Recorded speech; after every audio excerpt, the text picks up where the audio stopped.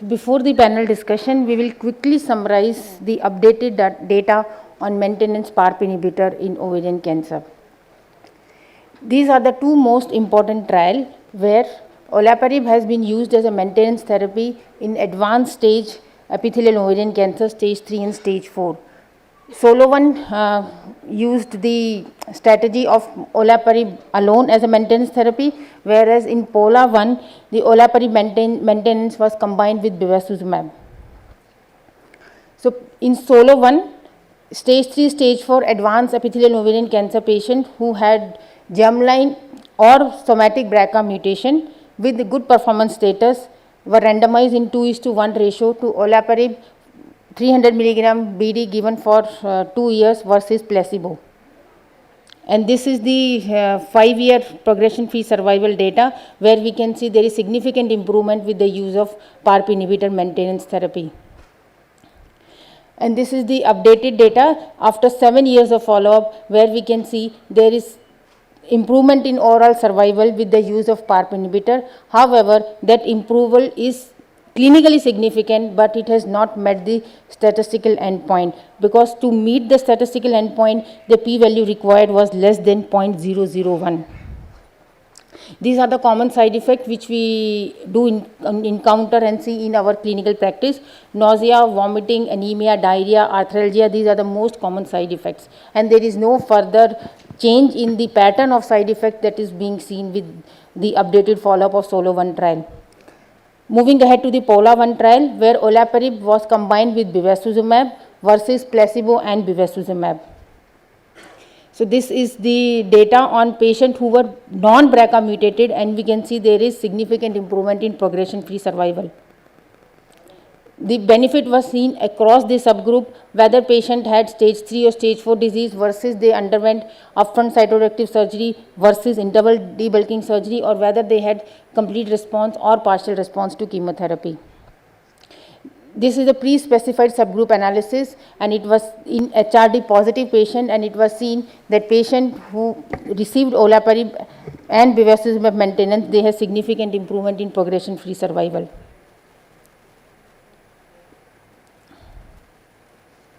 And this is recently updated data presented at ESMO, where at 5 years of follow-up, there is improvement in overall survival 65 versus 48.4%. Adverse effect event profile was similar to the Solo 1 trial. This is very important to highlight here, that there is no further increase in the incidence of either myelodysplastic syndrome or acute myeloid leukemia. So take home message is that patients who are either BRCA mutated or who are HR positive, there is significant improvement in progression-free survival and overall survival with the use of PARP inhibitor. Thank you very much. Now I would invite Dr. Pai to begin the panel discussion.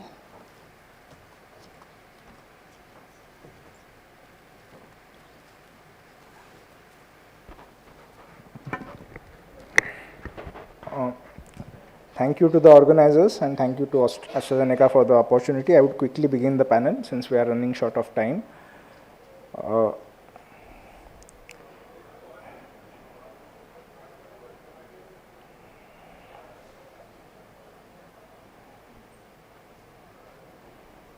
Okay, so starting with the case, 59-year-old female with abdominal distension, CA 125, 435, ECOG PS1, no relevant personal history, CT scan finding FIGO stage 3C with extrapelvic and peritoneal mets. Biopsy confirmed high-grade serous adenocarcinoma, and she is planned for NACT followed by interval debulking. So first question to Dr. Srikanth, what is the usual test we do perform for tissue diagnosis in your institute in CA ovary? If patient is having ascites, we would like to go out with a cell block and cytology from ascites. And we will be happy with the diagnosis, and we will consider starting the treatment on the basis of that. Yes. And biopsy, is it considered? No, we normally don't do a biopsy. If we have an ascitic cell block with IHC markers consistent, which is suggest a Mullerian origin, we don't do a biopsy. We don't do biopsy. Fine, fair enough. Would you in which cases would you consider a biopsy? Wherein the tumor markers are not very suggestive. CA125 is not high, CEA and the other tumor markers are high. Ascitic fluid cell block doesn't give us a concrete diagnosis. We would like to go ahead and do a biopsy. So most of them will be ascitic fluid cytology itself. Yeah, we do that. Which is a difference from the Western data, which usually now consider laparoscopy and biopsy as one of the gold standards in sort of assessing the disease as well as doing the biopsy. Fair enough. So, how many percentage, Dr. Kripa, what percentage receive NACT? NACT, almost in our hospital, like the Indo-American city, we are giving almost 80% people receiving NACT. 80% would be receiving NACT. 20% are taking for upfront primary cytoreduction surgery. And in NACT, in which patients would you consider bevacizumab? In NACT? In NACT setting. Usually, like, it depends on the affordability of the Would patient. you or would you not? So, the answer can be, I will not ever also. No, sir, I'm not. I will not. I'm not. Seema ma'am, any inputs? Bev in NACT setting? So routinely we are not using bevacizumab in neoadjuvant setting. Only in rare circumstances where the patient has gross ascites and patient has not responded to the paclitaxel and carboplatin based therapy, there we might consider in occasional anecdotal. What about cases. We pleural have used- effusion for? No, pleural effusion is not an Not really, indication to not use really. bevacizumab. Big pleural effusion, okay. Big ascites maybe. I mean, if the patient does not respond to paclitaxel and carboplatin, Okay. then only we consider adding, otherwise we don't. Okay, so not a standard use. Okay, fair enough. Coming back to Dr. Shrikant, should genomic testing be considered for all ovarian cancer patients? And if yes, what genomic testing approach? So for this lady, at the time of diagnosis, would you prefer sending a germline BRCA testing Yeah, we would prefer sending a germline BRCA test. for all comers? Yes. All right. And would you still do the HRD testing later on if the BRCA is positive? No. Germline BRCA? No. No. Any disagreements about this, or I think everyone is agreeing on this? No, we completely agree. Completely agree. Fine. And one more thing is, because we don't have a great tissue now, that we are only having the ascitic fluid and cell block, and there might be a reasonable response to NACT, do you find it difficult for actual HRD testing? Because if you are giving NACT for 80%, that is what you said. Yes. So HRD testing, you require reasonable tumor and tissue. We'll be coming to that later. But So we have a different approach than what Dr. Sushmita and Dr. Shrikant mentioned. Like we have a quite affordable population as well as unaffordable population. Affordable population, as you rightly suggested, from past 3 to 4 months we switched our standard. Right, it was like ascitic cytology plus cell block only, but now we are doing a laparoscopic omental biopsy or peritoneal tissue biopsy for the HRD. Often we are sending for affordable patient both germline BRCA as well as somatic HRD with coupons available now. sir, any inputs? Yeah. Actually, this is a very good question. The post-platinum exposure doing HRD testing you are asking. So the hypothesis was there, this subclonal evaluations or synthetic lethality with the platinum exposure, the DNA damage. But I think it is also light of clinical research and hypothesis generating. We are not sure about what the DNA genomic scar and HRD status when patient receive and platinum in neoadjuvant settings. But the issue is that if we are doing it upfront, the DNA extraction and RNA extraction from the HRD testing, most of the times tissue will be the suboptimal. I can't, the scoring system can be done. So that is the one challenge. But in PDS, when there is a primary debulking surgery, in that case, it is fair enough to go for the somatic germline as well as HRD. But interval debulking, still my thought is do germline negative, those who are negative then HRD in the interval debulking surgery. But these are all of, I think, research phase with the platinum exposure. Yeah, considering that you are moving maybe around 80% receive NACT, I think we need to establish the tissue diagnosis first, perhaps, if you are going to contemplate HRD, because later on we may not be able to get the proper tissue, maybe, because 18% in Paula trial, the test was indeterminate. Okay. So we have gone through this. I think Seema madam has also discussed. So you have the gene panel test as well as the genomic instability scoring. So quick question, Dr. Shrikant, BRCA testing germline, NGS alone or MLPA with NGS?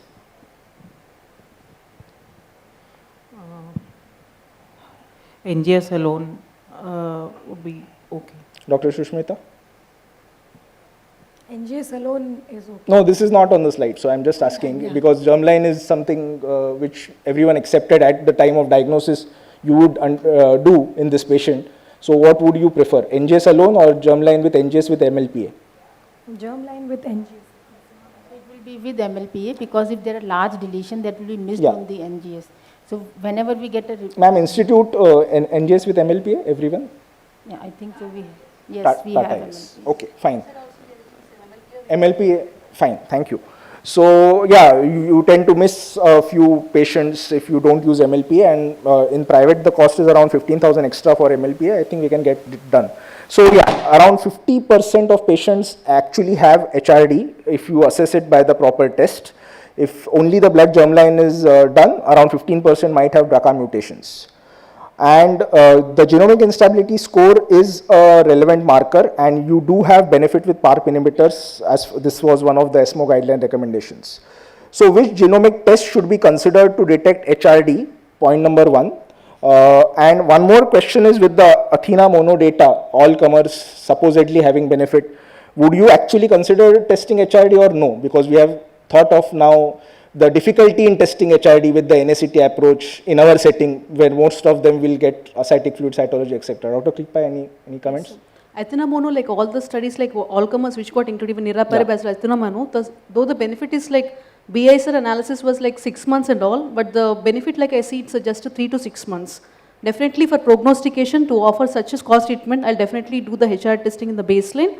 What we are following is actually we have a coupons from like olaparib, Limpasa people, so that we are using. One test if I want to use, we are doing somatic, but to totally prognosticate, you're doing germline plus HRD. Absolutely. So you definitely find a place for HRD testing in ovarian cancer Yes. across the board, and even in spite of the results of Athena mono. And absolutely correct, because what I feel was that definitely there was a meta-analysis. I think one of the authors is on the discussion panels also. So the meta-analysis also showed the benefit only not in HRD negative, it was only in HRD positive patients and BRCA mutation patients. And that was a much bigger patient subset. In Athena mono, there is a controversy about randomization, 4:1 randomization, etc. So just on the basis of that, not doing HRD, I don't think is the way to go. Fair enough. Any disagreements on this, or can I continue? Okay, fair enough. So what test actually do you prefer for HRD, Dr. Shrikant, in practice? In practice, myriad will be the better one. No, as in you send myriad testing, or like what is used in your institute? As Dr. Krupa has rightly said, we have coupons if someone has So the Indian version of Indian version of the okay, med fine. genome. So the genomic scar Yeah. test is Yeah. fair enough. That Yeah. Dr. Kripa, any disagreements? No, sir, we are going for Indian version only. Dr. Shushmita, same? Indian version Indian costs version. around 50,000, Yeah, lesser than the myriad, my choice. fair enough. So the Indian version is well accepted and everyone is happy with the standard cutoff of the Indian version. Fair enough. Okay. So would you be sending the cell block as well as the interval debulking and let the pathologist decide? Because if at all you have an interval debulking, you have two tissues. You have the initial cell block or something, and you have the new tissue, the fresh tissue after the surgery. So would you consider sending both and let the pathologist decide what is the better tissue, or would you just send the surgical sample and hope that it contains enough residual tumor? Residual disease is there in the positive, we are sending that only, sir, because cell block, most of the times it is like negative, the tissue is not so adequate for us. Sir? I actually prefer sending both these, primary and as well as interval debulking surgery. Whatever pathologist and laboratory there feels better for the HRD, I prefer both. So let them decide whatever is the Yeah, better yeah. tissue. Because there are some issues with the tissue as usual, and like they are saying that omentum and lymph nodes tend to be suboptimal samples, and brain mets, bone mets unlikely with ovary, but still, and endometrial tissue are unacceptable samples. So with our tendency not to biopsy everyone, almost majority do not undergo biopsy, I think this is one thing which we need to look at. Fair enough. So patient underwent NACT, 3 cycles of carboplatin AUC6, paclitaxel 175 standard NACT. Everyone gets 3 weekly in your institute, Dr. Shrikant? Anyone you go for weekly chemo? Yeah, depending on patient performance status and albumin and nutritional status, whether is initially we would go for a weekly, then later on after we can reassess for 3 weekly. So you will try to switch over to 3 weekly Yes. only, but if the PS is not PS great, is not great and nutritionally she is much compromised, then we'll go for a weekly. fair enough. So interval debulking, 0.5 centimeter disease, FFP tested by myriad, tissue BRCA is wild type, HRD is positive. What maintenance treatment? Dr. Sushmita. So I would like to start rucaparib based on the ethanomono data as maintenance. Fine, fair enough. So PARP inhibitor. Okay. And no place for bevacizumab after in this patient? No, less than, I mean, it's more than 1 centimeter residual disease, there is always benefit is there. Yeah. Otherwise, only 2 to 3 months PFS benefit I don't offer for them. Only if residual disease is But significant. if it was there, you would offer bevacizumab in this patient and combine it with olaparib as Yes, Paula? yes, maybe. Though there is a comparator, it's only bevacizumab, but definitely I'll give an option. Dr. Seema, role of bevacizumab after debulking, interval debulking. See, our patient, they can't afford PARP inhibitor. Combination seems more difficult. I have not used even in single patient. Fair enough. So, yeah, you have data for bevacizumab upfront as maintenance also after even after primary cytoreduction. Maintenance, I think everyone has agreed that some form of maintenance is required in this patient and perhaps the PARP inhibitor is best. And so about the Paula data. So if you have not used bevacizumab in the initial setting, so a very few patients get NECT, for example, with bevacizumab, you would not like to use bevacizumab later on also. Dr. Kripa, am I right? You would only use a PARP inhibitor, that's it. And you are more than happy with whether the patient is germline BRCA or tissue BRCA or HRD positive. How many minutes? Yeah, 2. Fair enough. So, Athena mono data, I would like Dr. Seema to just comment. Would you use upfront rucaparib in all comers, or would you actually, if you don't have HRD data, for example, the HRD has failed, as we have discussed, still would you consider using PARP inhibitor in a upfront patient? Germline negative, HRD has failed, there were issues with the tissue. What would you do? So if germline is negative, Yeah. I would prefer testing tumor tissue for BRCA mutation. That is also failed That is in real also world. negative. Then if HRD report is available and if it is positive, I would consider using rucaparib. But if HRD negative, I would not use it. And HRV unknown also you would not use? No. Fine, fair enough. So there is overall survival benefit with the Paula study, as well as it was seen in BRCA mutated patients, HRD patients, but not in the non-HRD patients. Obviously, there is benefit of the maintenance OS, solo one also there is a benefit. One more question is hypothetically, Dr. Sushmita, would you reserve PARP inhibitors in the second line, or if a patient is eligible, you want to use them in the first line itself? If there was no residual disease, I would reserve it for the second line. Okay. Any disagreements on this? I'm sure there would be. Yes, Yeah. sir. First line, we are, I mean, if patient is affordable, we are offering first line, so not reserved for second line. There is Yeah, so significant finance, PFS everything, benefit patient there. is fit, everyone is fit, so first line, yeah, reserve First it. line, first line. Yeah, first Fir- line. Sir, any comments? Yeah, first line first. First line. Dr. Shrikant, first line. Okay. So any reason behind reserving? I am asking Dr. Sushmita, the reason behind reserving for the second line. It's So I'll only the finish it. concern for toxicities that she is going to face for Which another she will 2 face years. any which way later on also. Yeah, that's also true. Cholo. Okay, fine. So preferred maintenance are option. If the HRD is positive, I think the panel is agreeing that it's PARP inhibitor monotherapy.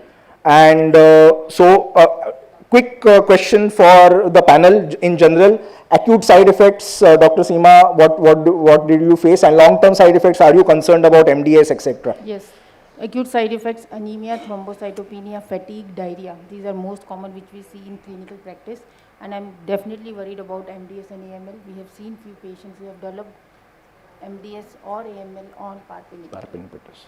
Anyone else? Yeah, you are going to. say something? finished the Yeah, please, question. Apart from these, madam said ki GI side effect is sometimes there is intolerance and this kind of. Any Not other yet. secondary malignancies, ma'am, in your experience? Anyone other than MDS AML? New primary, secondary not seen. malignancies.